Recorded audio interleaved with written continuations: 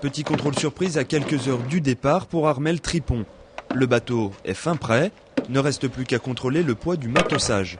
Un poids très réglementé, 100 kg, pas un de plus. Merci beaucoup. Merci à vous. Bonne nave. Ouais. Il y a un certain nombre de bateaux qui sont tirés au sort. Et là, vous venez de voir une contrôle de poids, de pesée. Tout ce qui est matossage, tout ce qui bouge dans le bateau est pesé.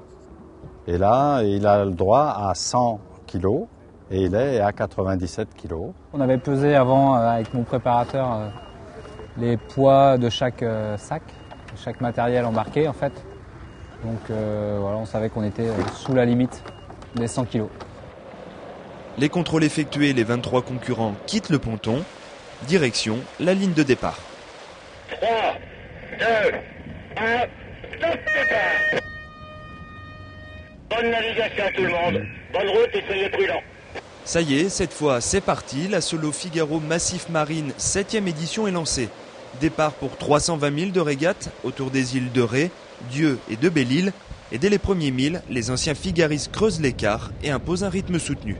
Je crois que les anciens figaristes sont des compétiteurs, donc à partir du moment où il y a une ligne de départ, une ligne d'arrivée, il y a une procédure de départ, pour eux il y a une course. Alors effectivement, l'aboutissement c'est la course du Figaro, mais toutes les courses ils veulent les gagner. Vent d'est, grand soleil, des conditions idylliques pour cette régate tout au long des 320 milles, arrivée prévue samedi matin pour les premiers.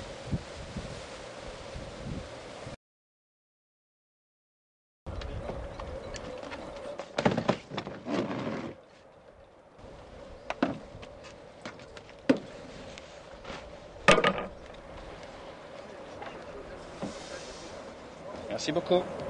Merci à vous. Bonne nave. Ouais. Il y a un certain nombre de bateaux qui sont tirés au sort. Et là, vous venez de voir une contrôle de poids, de pesée. Tout ce qui est matossage, tout ce qui bouge dans le bateau est pesé. Et là, il a le droit à 100 kg et il est à 97 kg. On avait pesé avant avec mon préparateur les poids de chaque sac, de chaque matériel embarqué en fait. Donc voilà, on savait qu'on était sous la limite des 100 kg.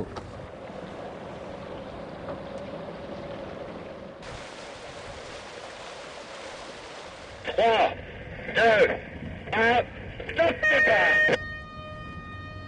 Bonne navigation à tout le monde. Bonne route et soyez prudents.